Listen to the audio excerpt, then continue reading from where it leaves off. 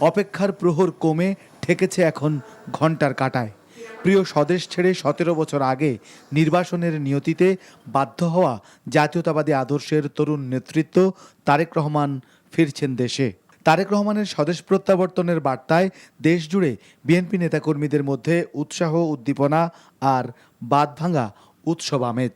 আজকে আমরা আনন্দিত এবং আমরা প্রতীক্ষায় আছি আমার নেতাকে দেখব।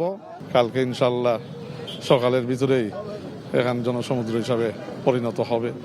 রাজধানীর পূর্বাচলের 300 ফিট এলাকায় চলছে সংবর্ধনার আয়োজন। বিপুল সংখ্যক নেতাকর্মী প্রতিদিনই ভিড় করছেন সংবর্ধনা মঞ্চ ঘিরে। দলের সিনিয়র নেতারা তদারকি করছেন সার্বিক আয়োজন। উনি কিন্তু নির্যাতিত হয়েছেন, আমাদের সঙ্গে জেলে ছিলেন, জেলে থেকে কারাবন্দী অবস্থা নিপীড়িত, ওনাকে নির্যাতন করা হয়েছে। সমস্ত কিছু উনি বোঝেন। তো এই দেশের মানুষের চাহিদা, প্রত্যাশা উনি পূরণ করতে পারবেন বলে আমি আশা করি। তারেক রহমানকে বিমানবন্দরে অভ্যর্থনা জানাবে বিএনপির স্থায়ী কমিটি।